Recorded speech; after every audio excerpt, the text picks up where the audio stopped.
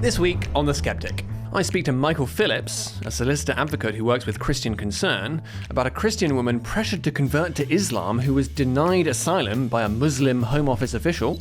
This particular case potentially could just be the tip of the iceberg, and it seems as though this may be a systemic problem. People need to know that there is a real concern of bias against Christians, a group of people who are in the Middle East very much vulnerable, but why is it that disproportionately their applications have not been as successful as those people from an Islamic background? Amar Johal, Director of Legislative Affairs at the Prosperity Institute, on the revolution needed in the UK Constitution to put the interests of the British people first. The civil service culturally needs to see its role more not as a guardian of a higher moral right, but instead to enact the will of the government of the day. I would expect that you need to make personnel changes at the top. And for our premium subscribers, I speak to Ben Pyle, journalist and Daily Sceptic regular, on how, as the tide turns against the climate alarmist narrative, desperate Green zealots at the UN want to ramp up censorship. What it's arguing for ultimately is the criminalisation of people who say certain things about climate. I think that consensus enforcement is now pathological. It's very unhealthy, but we have the United Nations to thank for that. Hello and welcome to episode 44 of The Sceptic, the Daily Sceptic's weekly podcast. I'm your host, Laurie Wastell, an associate editor at the Daily Sceptic. Now, this week it's emerged that the government outrageously covered up its scheme to relocate thousands of Afghans to the UK at taxpayers' expense. And yet, in this next story, a Muslim official at the Home Office denied asylum to a Christian woman being pressured into converting to Islam. So, is Islam influencing the Home Office's immigration decisions? Well, to find out, I'm very pleased to be joined by Michael Phillips, who is a solicitor advocate at Andrew Stort Solicitors, and who also often works with the Christian Legal Centre of Christian Concern. Welcome to The Sceptic, Michael. Yes, good afternoon. Thank you very much for having me on. Yeah, really good to have you here. So this is an interesting and really quite alarming case that you've been at the centre of this woman that we're calling Maria. And so we'll get into some of the details of this particular claimant in a second. But I suppose it's just worth noting to begin with that typically if someone is claiming that they've been religiously persecuted and trying to claim asylum in Britain, it's quite likely that they would be granted asylum, isn't it? Yeah. That is often the case. Sometimes you just hear some of the details of some of the cases which come to the news, and it seems as though there are certain people who will claim that they're Christians. They've often, maybe that's a genuine conversion, but there is a large number of people who there is some skepticism concerning maybe they've been accused of a sexual offence in this country, and it's quite a common case. It's quite commonly the case that they will say that they've converted to Christianity. And as well, there's also another type as well who have more extreme Islamic views and they've been kicked out of their own countries, maybe more secular Islamic countries, which have a secular government, but nonetheless, they're very concerned about having that particular person in their country and they've been expelled. And so those are the kinds of religions that we see put forward in order to grant asylum. But in this particular case, it was somebody who really was only ultimately, she would say, one religion, but she was forced to convert to Islam as a result of what happened to her in the workplace. So initially a Christian, she was brought up a Christian, and then she was forced to convert in the workplace when the place that she worked initially was quite a secular place, but it turned into quite an Islamic place. And then she was forced to convert to Islam. And then partway through that process, she decided, no, in fact, I'm not really a Muslim. I'm actually a Christian. I was born a Christian. I don't want to change from being a Christian. And so therefore she deconverted. And at that point, she decided that enough was enough. And a series of things started happening to Maria, which ultimately resulted in threats to her life, threats to her child's life, and her seeking asylum in the United Kingdom. Yeah, it's quite a shocking case, really. And of course, we don't know precisely where she's come from. That's not been revealed. But just tell us a bit more about her story. I mean, what happened when she came here? Well, she had a visa to come to the United Kingdom because she acquired that before all of these things happened. So she thought that she wanted somewhere safe to go.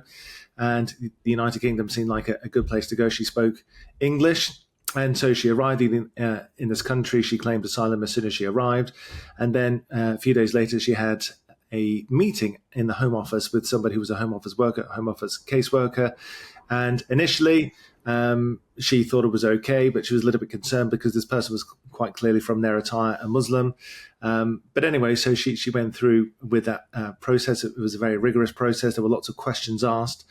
And so she waited some time. Then eventually the result came back that she was refused asylum. And it was quite shocking. She thought that she came to the United Kingdom, she was going to get refuge here, but she didn't. And she found a lot of things that she had said had been misapplied. So anyway, then she appealed to the tribunal, and an appeal was lodged, and she had a hearing in the first instance before a first instance tribunal judge up in Birmingham. And once again, she found herself in a position in front of Judge Chaudhry whereby he said no. And it was quite a shocking decision. It was full of legal errors and full of it was just a very poor decision. And she thought once again, well, I'm going to have to appeal again. So she appealed a second time to the higher tribunal, so it's the equivalent to the High Court. And the High Court agreed that the first instance decision was quite concerning, and so then remitted it. So they sent it back for another trial, and then the final trial. Eventually, she was then successful. She won, and she was granted asylum. Her husband, and her daughter were allowed to stay in the United Kingdom. So there's a lot of unusual steps there, but tell us a bit about those legal errors in that first tribunal. Yeah, I mean, her story was quite an incredible story. In that there was parts of it whereby she was being hounded by her former colleagues who initially tried very nicely and gently to convert her to Islam. She said no, thank you, but no, thank you. And then there was an attempt at kidnapping on her daughter, and then there was an attempt to assault her in her house. And eventually, she, at this point in time, all of this, whilst this was happening, she was keeping it from her husband, who was away on business. The reason why she did this, going back a step or two, was because it was said that she'd committed an act of fraud.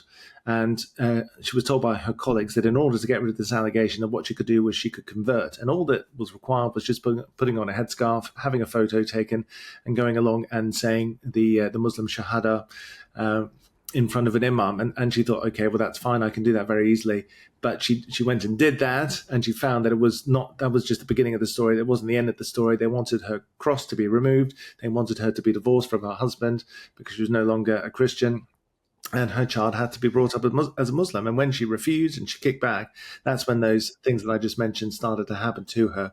And she realized that this wasn't just, something with a bit of a, just to say so. It was, in fact, something that they were taking extremely seriously.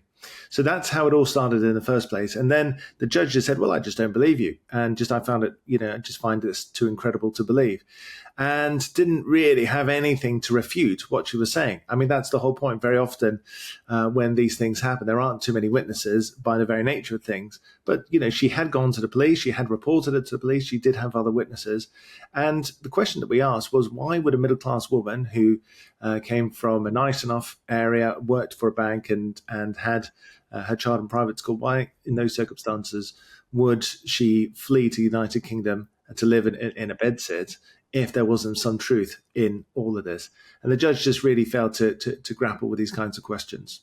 And that's why his initial verdict was overturned. And do you think that's partly because he wasn't happy with this presentation of Islam as trying to coerce her into converting? Yeah, well, we don't actually know what the religion of the judge was. We know that he had from an Asian background, but we don't know. But what we do know is that we drew to his attention a number of serious concerns with the Home Office report. And there was an expert who gave witness to the tribunal. He gave an expert witness statement just explaining why he thought that the Home Office report was particularly concerning. There was lots of cut and pasting from various other reports on this particular country, but it was all taken out of context and it was spliced in such a way, because very often these countries will say, yes, we have the rule of law, we've got democracy, we've got elections, but the truth of the matter is, and then the report would then say what it's really like on the ground. But what the report writer did for the Home Office was that it took all those nice bits which say, this country says this and this country says that about how wonderful they are, but it left out all the other bits which caveated the very nice banner headlines. And so it was a real stitch-up job. And, we drew this to the attention of the Home Office. We drew this to the attention of the judge. But it was just almost with a shrug of the shoulders, not bothered.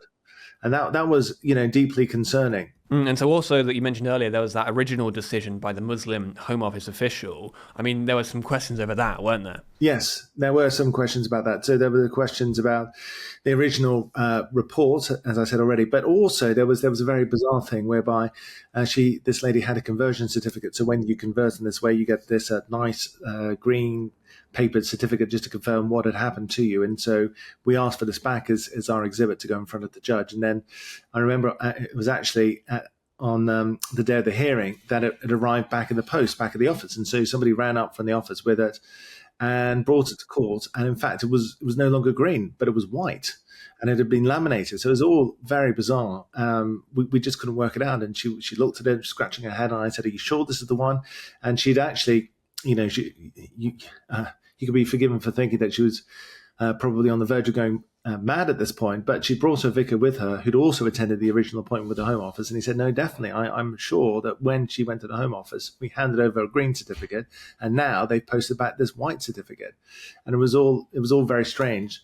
And, obviously we don't know what happened. Nobody was there in the Home Office, but it is very concerning that people just don't deal with, or the Home Office didn't deal with this case fairly. And so this is one particular case, but there are other concerns about this, the influence of Islam in the Home Office. And for instance, there's this civil service Muslim network, which has over 700 members, I think. And there's a recent controversy where one of the leaders of that network was on a Zoom call with others and was basically encouraging these Muslim civil servants to influence or obstruct government policy according to their faith. And I mean, do you think this is this case that we're talking about is an example of a wider problem of the kind of Islamization of the civil service? I mean, I think this particular case potentially could just be the tip of the iceberg, and certainly Dr. Martin Parsons, who is an expert in these matters and has given evidence before in these kinds of cases, he did a supplementary report just saying to the judge,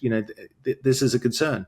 And it seems as though this may be a systemic problem of bias against Christians, because they are a group of people who are in the Middle East, very much vulnerable. But why is it that disproportionately their applications have not been as successful as those people from an Islamic background? And we drew this to the attention of the court, and it just because it seems as though the judge wasn't particularly interested in the first instance what we were saying. It just it was maybe one ear in one ear and out the next. And so it's a fear, and this is what Dr. Parsons has said and alluded to, the fact that there seems to be a systemic bias against Christian believers in their applications for asylum from the Middle East. And so obviously it was a Muslim employee who made this decision, but of course another form of preference for Islam over Christianity comes from wokeness, and where Islam is generally, Muslims are seen as being on the oppressed side of the ledger and Christians are on the oppressor side, even though there are places like the Middle East and Syria in particular where that really is not the case. But in any case, do you have a sense of which of these two kinds of narratives is more behind this favoritism towards Islam? I think maybe it's a bit of a convergence between those two particular ideologies as to, certainly when you go around Whitehall and you see the various kind of Pride Progress flags flying and you receive emails from civil servants very often who wish to tell you their pronouns. Yet at the same time, there is also this movement as well that is very sympathetic to the Islamic faith as well, and seems to be, and you're right, there seems to be a convergence of interest there, and I think it is something which does concern Christians, that that they don't want favors, all they want is fairness. If people are having a bit of a hard time, to the extent that they are being chased down the street and people are trying to kidnap their children, they just want a fair hearing. They want to come to a country which they believe is safe in order to escape the horrors of their own country. And that's what Christian asylum seekers would like, and those from other faiths as well. But unfortunately, they are not getting a fair hearing. And that's what And that's what happened here, and that's what the concern is of other people in similar situations to Maria. And to bring this back to Maria, I mean, this is quite a heartbreaking thing she said in her statement, which was, I came to the UK and felt finally safe in a Christian country. And then, well, it turns out that actually that wasn't really how it's working in practice. Yeah, that is it.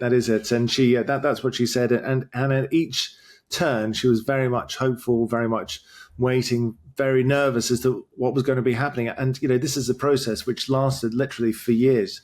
And you can imagine at each stage, waiting for the initial response from the Home Office, from the courts in the first instance, from the High Court, then from the retrial. You just think, anybody with an ounce of common sense would have seen right from the get-go that this is somebody that needed to be granted asylum. It was so obvious that this person had been mistreated and was at risk of their life was at risk if they were to return to their own country. But despite all the evidence that was presented, the expert evidence, it just it didn't land in the first instance. But in the end, it did, and obviously we're thankful that there are still some judges, some people who are in authority who are able to see sense. But people need to know that there is a real concern amongst people who are applying for asylum and other people involved in other parts of the legal system that people who have traditional Christian beliefs are not getting a fair hearing. And another example of this is that actually hate crimes are looked at by the state quite differently depending on whether they're allegedly done against Christians or Muslims. And so one example is that if a mosque is attacked, it's generally always immediately recorded as a hate crime. But if a church is attacked, it's assumed not to be a hate crime unless proven otherwise. I mean, is this a widespread double standard? Yeah, I mean, I think we've seen this, for many years, that there are certain classes of individuals or certain protecting characteristics which are specifically referred to, for example, in the Sentencing Council guidelines. You see that there is an immediate aggravation for certain forms of protected characteristic. And, to the extent that recently you may be aware of the fact that the Sentencing Council guidelines were going to say they're going to be altered to say that a pre-sentence report has to be ordered in certain circumstances, and those certain circumstances, and they listed them. And the people who didn't necessarily merit a pre-sentence report were people who were male, stale, and pale. Whereas those people who are maybe female, who are from some other minority protected group, in those circumstances, then they are those kinds of people who automatically are deserving of that expenditure from the state.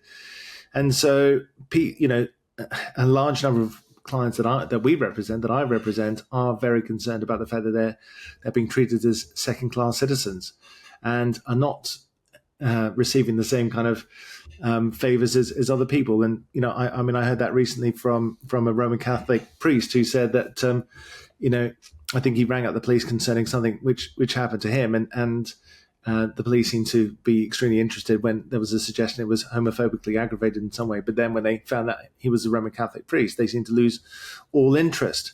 And that's that these stories are anecdotal, but when you hear them again and again, you realize that maybe you think that maybe there is some truth to this. And so finally, I mean, clearly there's a lot of this kind of ideology about, whether it's coming from woke or whether it's coming from Islam. But what do you think is the best way to combat it? I think that there has to be a recognition that there is a systemic problem within government organisations that freely promote certain ideas and certain ideologies, and you see this with sometimes the Pride Progress flag at the bottom of a police officer's email address, or the preferred pronouns at the bottom of a civil servant's email address, and you just think, now this is a political ideology, which you are representing the state. You're a neutral actor.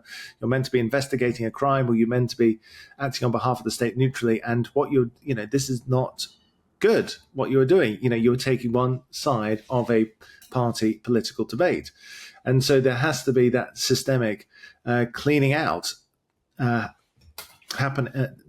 needs to happen when it comes to the police, social services, the civil service, the education department, teacher unions, all of these various bodies so inured with this ideology that they don't really think it's anything other than asking somebody not to swear. It's seen as so naturally good and so naturally right. They can't see the wood for the trees. So I think that there needs to be that process whereby that government does a root and branches approach on what's on their own department, so that they are just politically neutral and fair to their customers. Indeed. Well, we're very much trying to fight for that here at the Daily Sceptic.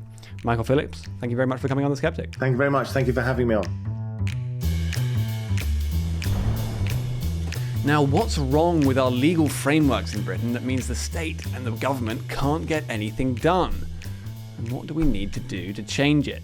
Well, to discuss that, I'm very pleased to be joined by someone who really knows a lot about this, and that's Amar Johal, who is the Director of Legislative Affairs at the Prosperity Institute and who was also a former government lawyer. Welcome to The Sceptic, Amar. Thank you for having me, Laurie. Delighted to be on and big fan of your work. Thanks, and good to have you here. So just give us a bit of background then about your career then. You spent time as a government legal officer. You're not that anymore.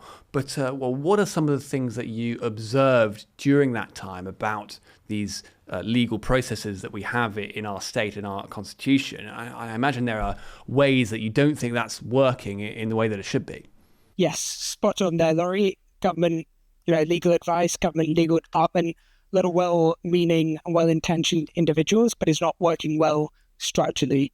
Now, give you a bit of background about myself. I've done 5.5 years in government across 3 different departments / agencies, and my time in private practice has been focused on regulatory law. So that's, again, interacting with bits of government, so regulators. And it's been a frustrating experience. So you and your listeners will be aware that there's a lot of frameworks that drive government decision-making. And we've heard of the usual suspects, like the Equality Act, public sector equality duty within that, to promote good relations between people with different characteristics, or people of different races. It all sounds fuzzy enough, but actually in the practice, it's quite pernicious. And then also the Human Rights Act, I'm sure your listeners will have heard of, and requires public authorities to act compatibly with European Convention rights. Now, that is all deeply embedded, and I can pull out a few other examples, into government decision-making and processes. And the net result of that is a lot of government decision-making is either driven by these duties or the fear of legal risk. And that legal risk comes predominantly from judicial review, which is where a claimant will challenge the legality of what government has done. And that can look both at some of these processes government's supposed to have done in the legislative process, and then also at the actual rationality of the decision itself. And it just seems such a non-ideal way of taking decisions. Instead of, I want to do X and will that be good, thinking, well, there's all these different things which tell me I can't do Y. I mean, it must be really difficult to get anything done. I completely agree. And you have ministers who have come into post for a particular department with a strong idea of what they want to achieve, and they'll ask for options from private office or their policy advisors who'll go out and get these options. But these options have to go through a sausage machine, which takes account of these various duties to act compatibly with European Convention rights, or to comply with the public sector equality duty, or to further the environmental principles in the Environment Act 2021, or even the overarching duty within the Civil Service Code, or the Attorney General's advice to government lawyers, which says you have to comply with international law. So the end result of that process is that the options you'll get back as a minister don't do what you're trying to do. And so it'll be this frustrating banging your head via intermediaries, via private office, via policy advisors, but with these fundamental framework constraints, which are pretty inimical to what you're trying to achieve. And I think, I'm sure we'll get onto this, but the main mistake the Conservatives made over their 14 years in government was to try and push a square peg through a round hole and try and get their ideas, or whether it be on immigration or human rights reform, through a system which is fundamentally constraining you making those sorts of policy choices. And just to sort of illustrate that a bit further, we have this idea of sovereignty, and where does it lie? Well, it lies with the Crown, it lies in Parliament, and it lies in ministers who enact the will of the people. That's what it's supposed to be. But this suggests that sovereignty doesn't really lie anywhere, even. It's just sort of dispersed in these vague legal duties. That's spot on. It's a very astute point, Laurie. I don't think it's actually well understood. When you study the law, read a constitutional textbook, or even go to foundational texts like Badgett on the English Constitution, they'll tell you that parliamentary sovereignty, the idea that our elected representatives in the Commons are fundamentally supreme, exercised by the King, so His Majesty's government in Parliament, when actually there's quite a complex layering of things which makes elected representatives and the executive doing what they want quite difficult. Now, one of the ones that in fact I overlooked because it's less relevant these days, but still relevant, is our EU membership. And obviously we're no longer a member state, but for those 50 years where we were a member, it was a supreme legal order to EU law, to English law. So the practical consequences of that was Parliament was no longer sovereign to do or supreme to do some things that parliamentarians wanted to do if it was contrary to the supranational framework, to EU law. Now, I say it's less of an issue, but it is still an issue because we obviously retained a lot of EU law, and in some cases we've retained the fact that it overrides other law. That was done for the coherence of the legal framework, and in particular as it applies to business, but it was also because there was a fundamental risk aversion, both amongst decision makers and ministers like Kemi Badenoch in the summer of 2023, thinking about deregulation, but also where you defer this sort of task to the civil service. It's fundamentally risk-averse organisation, and they're not going to aggressively deregulate. And so, of course, one of the questions on the right at the moment, with a particular view to a potential right-wing government coming in 2029 is, well, what would a package of legislative reform look like? And I suppose it wouldn't just be as simple as leaving the ECHR or repealing the Human Rights Act. So I think a fundamental lesson for an incoming right-wing government is to understand that you'd waste time and political capital trying to draft some things in government. And it's colloquially referred to, it's not original between us, but by people like Robert Jenrick or Rupert Lowe as a Great Repeal Act. I think it's a misnomer because it can't just be one act, it'd be monumentally complex, but it's the idea that there is a lot to be repealed that constrains you from actually getting into the policy areas that you'd anticipate a Jenrick-led government or a right-wing conservative government or a reform-led government would want to get into. So things like immigration or energy can only really be tackled if you've looked at the Environment Act, the Climate Change Act, or if you've looked at the Human Rights Act and ECHR membership. That's not to say repealing those is sufficient to changing energy provision in this country. It isn't, but it's a necessary first step. So the conclusion that I've reached, and I think a lot of other actors on the right have reached, and some of this draws inspiration from President Trump's second term, and in particular the preparations for day one, is we've got to understand that there's some things that would waste time and political capital getting through the civil service sausage-making machine because they're trying to undo bits of the sausage-making machine. So there'd be a contradiction trying to get a Human Rights Act repeal through a process which requires you to certify legislation as compatible with the European Convention on Human Rights. It's a fundamental contradiction. Indeed. And now these legal changes and these personnel changes will be happening in tandem, I imagine, and there will be a democratic mandate to do that, you'd hope. But nevertheless, we do know that for many people, some in the civil service, probably a lot in the media, some of these bits of legislation are touchstone issues. Oh my God, you're repealing the Equality Act? How could you? That will be the sort of mindset.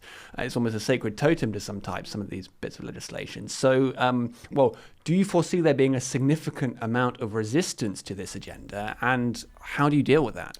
Yes, so I didn't mean to say that there are bad apples or people with strong political views which they within the civil service, which they allow to manifest within their work. That is definitely an issue, and the civil service culturally needs to see its role more not as a guardian of a higher order of moral right, but instead the duty more clearly to enact the will of the government of the day.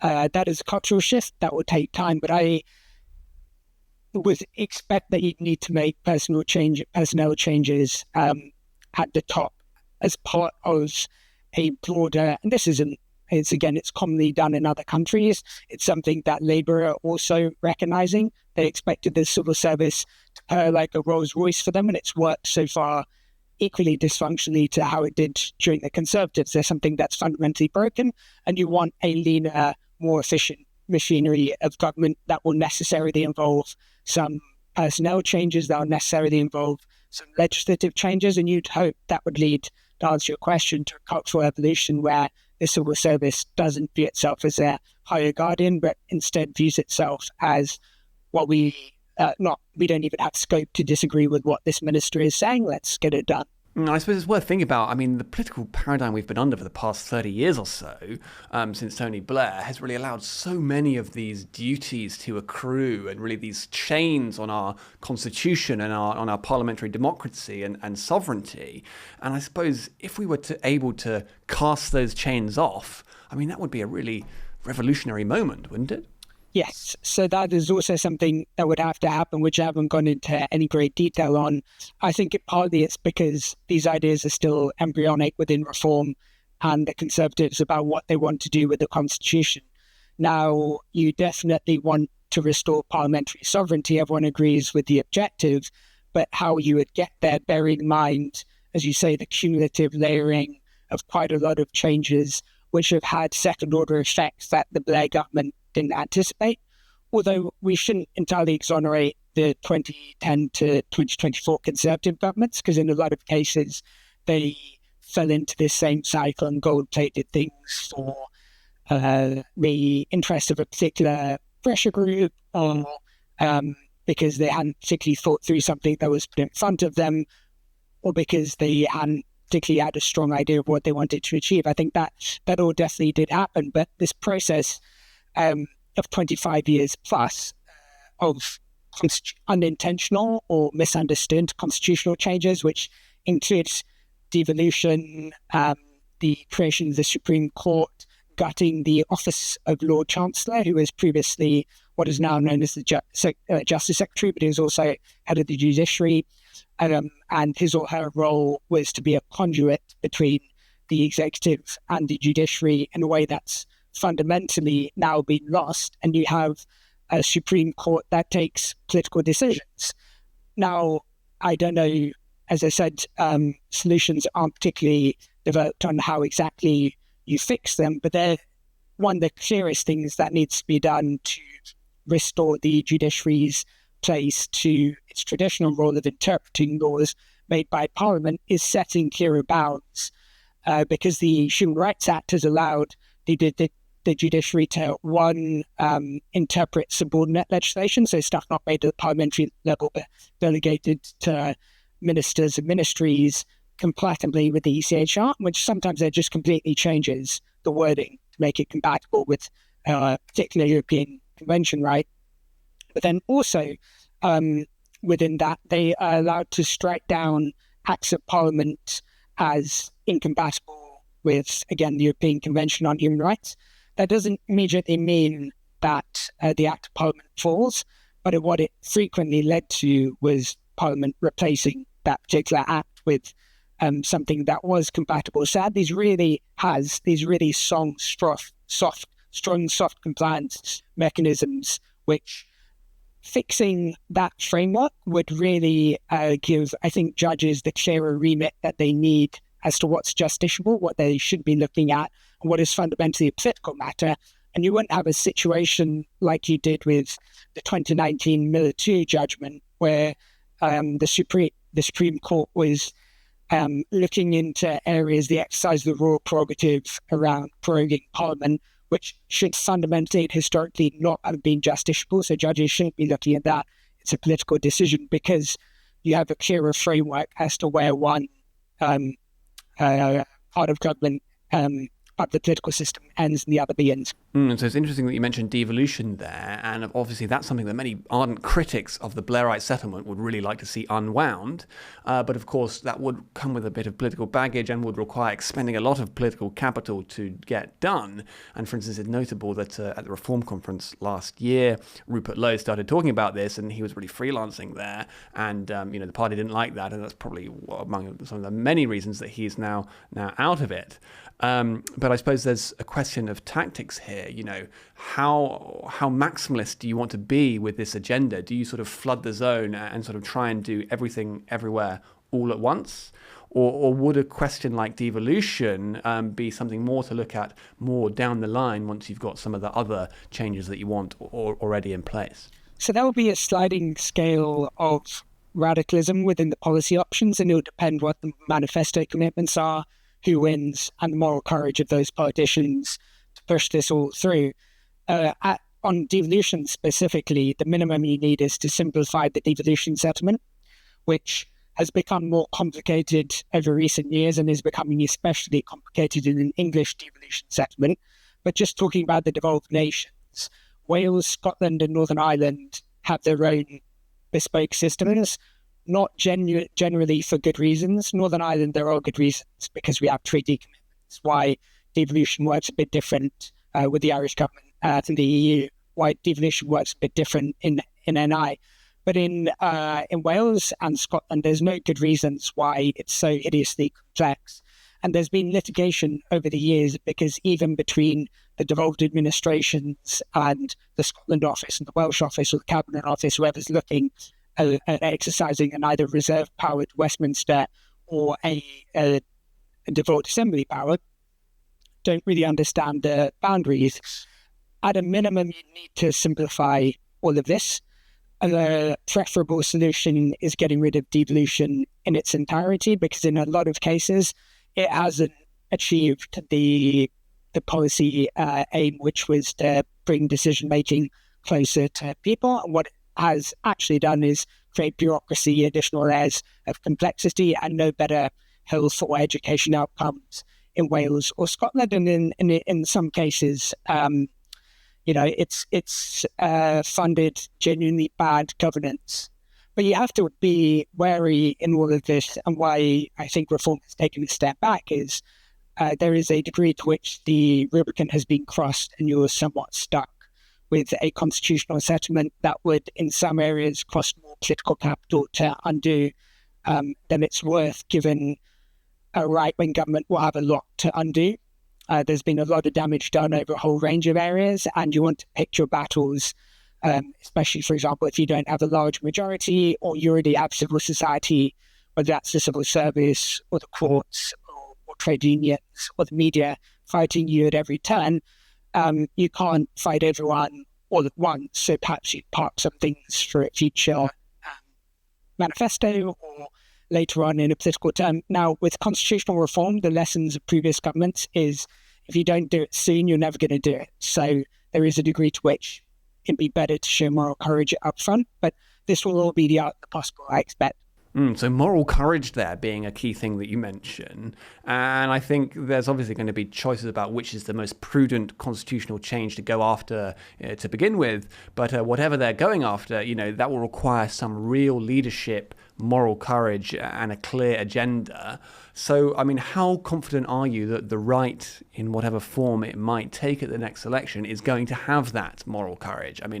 How do you see things shaping up? Well, what is exciting as between the right wing of the Conservative Party and Reform is there's a bit of an arms race on some areas, and in some areas Reform takes Conservatives right, and now the Conservatives take Reform right, and there's consensus being formed, in particular in important areas like immigration, which then just leave you once the broad direction of policies agreed, preparation, which is going to be very important. Obviously, the first business of political parties is to win elections, but as the Conservatives found out, winning elections isn't enough if you're not prepared. Or Labour are also finding this out, don't have a clear idea of what you're trying to achieve in government. And so there's got to be a clear narrative framework, and people like David Starkey, Rupert Lowe, Robert Jenrick are exceptionally good communicators at explaining what's gone wrong and why things need to change, what we're looking to restore. The little problem with a Great Restoration is, of course, that within a lot of our political consciousnesses, there's not much memory of what things were like 1997, pre-1997. But we know things have gone drastically wrong since then. So you can hark back to a more glorious time of the Constitution, and we should certainly be harking back to constitutional principles, even as far back as Magna Carta, which served us very well until we Europeanized aspects of our Constitution. But I think, to sort of go back to your question, in addition to understanding what the right wants to achieve, politicians need to focus on selling it and then prepare to enact it. So there's a tough balancing act. There's different priorities, go up and down how far you are out from an election. When you're in the midst of a campaign, you're going to be focusing on the ins and outs of that campaign. You'll have relative bandwidth. But before that, you can usefully think of policy solutions. And the advantage, obviously, things will shift in the meantime, but the advantage of having a broad direction of travel is the manifesto will write itself. Indeed. And this stuff is obviously, much more important and broader than day-to-day retail politics and talking about the NHS and that kind of thing. But in terms of electoral strategy, do you think it's important to bring the public with us on this and sort of to say straightforwardly, this is what's happened over the past 25 years and this is what we're going to have to change? And so, to have that constitutional debate in public. So the constitutional stuff is definitely sometimes highbrow and technical, not to say that the public doesn't know that this has all gone wrong. The Constitution is where some explanation of what's gone wrong is required, and what we're trying to sort out and put right and restore. In other areas, legislation like the Human Rights Act, the ECHR, the Equality Act, Climate Change Act, that's more or less for a large segment of the population dug its own grave. And you just need to explain why things are better once it's gone and what that will allow you to do. But taglines like, do you want your borders to be controlled from Strasbourg or from Westminster, are pretty compelling, because you just have to pick up a copy of the newspaper to realize that immigration tribunals in particular are having some really absurd outcomes, and no one, even across the left, because there's this fascinating crossover between Reform and Green support or Reform and Lib Dem support. No one is happy with the current immigration settlement. And I think the public is ready not just to have these conversations, but to understand what the solutions entail. So we've talked pretty broadly there, but I know you've been doing some particular work on illegal migration and the legal changes we would need to make to make it easier to stop the boats. Tell us a bit about the key steps.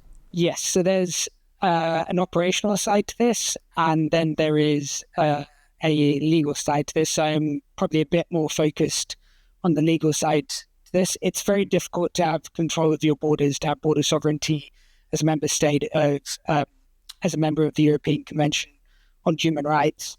Now, there are some member states within the Council of Europe, like Denmark and Hungary, which have aggressive border solutions.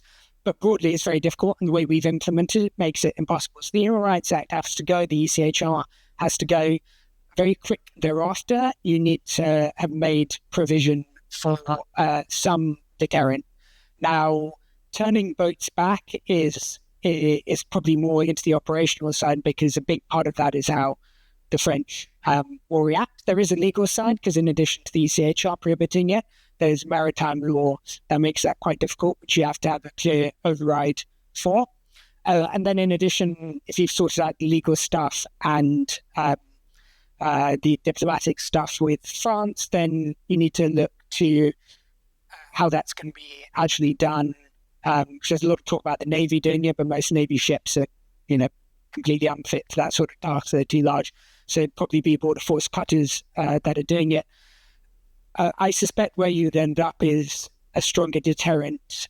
First, to get rid of the pull factors, which is supporting asylum seekers in hotels, and moving more towards some element of detention, which completely kills the pull factor, and then third country processing and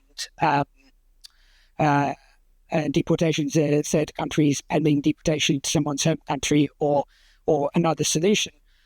I think that is all an element of illegal migration, but the problem is we tend to conflate illegal migration in the sense of people who've come illegally and overstayed, and then people who are arriving on small boats.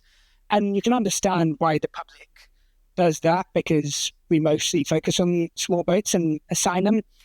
But there's actually a lot of these overstayers who become illegal immigrants and then also claim asylum and end up in the asylum system. That needs to be dealt with. And then legal immigration, which is the biggest part of the Boris wave, that also needs to be dealt with. So there's a lot of moving parts, but you need to have an idea of what you're doing with each cohort. Okay, so that's illegal migration. And Amar, what are some of the changes you'd like to see made to the legal migration system? So the main overriding change that needs to be made is dramatic simplification and consolidation of the dispersed and dazzling array of rules, statutes, and cases which currently Home Office decision makers have to use to make decisions. Now, that would do a whole range of things. I think, firstly, it'd make it easier for ministers to know which the different visa categories are and set an overall cap, which everyone is very keen on. In terms of immigrants, it'll also hopefully make it easier to track people who are within the country. But most importantly, it will close down the endless appeals, which is a big, partly ECHR and Human Rights Act derived, but it's a big domestic problem where people, they challenge their decision, and they'll either challenge it on the basis of appeal rights within immigration legislation or a judicial review, which says the decision maker acted irrationally, or a Human Rights Act ground. Their claim will take a long time to make its way through the immigration tribunals. If they accept the final verdict, odds on, this is more the operational side, they won't be removed, so they'll come back for a second bite of the cherry. They'll have a stronger claim by that point because they'll have a partner or kids in the UK to have a private family life right to stay in the UK. And this is, again, it's partly an operational question, but it's mostly a case of complexity layered on complexity within the system that makes having quick, effective, and proper appeals process, short appeals process, impossible. And then it makes it impossible to remove people once their appeals have failed. So a big part of what needs to happen on legal immigration is to simplify the whole system to give ministers much clearer grip. And then that would free up the bits of the Home Office that spend their entire time on immigration appeals. That would leave them capacity to tackle other bits of the immigration system, and it'd free up ministers' bandwidth, who, again, are currently entirely focused on taking robust decisions so that they wouldn't be appealed, to do other things in the context of the immigration system. I don't think it's widely understood how dysfunctional the Home Office is, or how incredibly complicated and Byzantine the framework is. Indeed. Well, a lot to be done, but great to see that there's all these intellects over at the Prosperity Institute planning for the future. Amar Johal, thank you very much for coming on The Sceptic. Thank you so much for having me on, Laurie. Thoroughly enjoyed it. Now, the tide may be turning against climate alarmism, but we know that the green blob is nothing if not stubborn, and nowhere more so than the zealots at the UN. Well, to discuss that, I'm very pleased to be joined by Ben Pyle, who is a journalist and Daily Sceptic regular. Welcome back, Ben. Hi, Laurie. Thanks for having me back. Yeah, really good to have you here. So you've written this week for us, Ben, about the UN Human Rights Council, and, you'd think they might care a bit about free speech as a human right, but no, in fact, it's on the warpath against climate skepticism. And so, Ben, are the climate fanatics feeling the heat? That's possible, and this certainly looks like a rearguard action, quite a desperate one. And, when you just think about the intellectual and moral somersaults that one needs to do to stand for both human rights and for the censorship of your political opponents, it's a bit of a surprise. But, this is the organization that sort of invites the Islamic fundamentalists to be part of the UN. That's the end of the free part of the podcast. If you'd like to listen to the bonus interview, you'll need to become a regular donor to the Daily Sceptic. For as little as £5 a month, Not only will you be able to watch or listen to the whole podcast, you'll also be able to access articles behind our paywall and join our discussion forum on Discord, where you'll have an opportunity to discuss the latest content on the Daily Sceptic with other donors, members of the editorial team, and some of your favourite contributors. Once you've become a donor, log in to the Daily Sceptic using the same email, and you'll find a link to the premium version of the podcast on the homepage, including instructions about how to listen to it on your favourite podcasting app. Remember, you can access all this bonus content for as little as £5 a month. Just go to dailyskeptic.org/donate.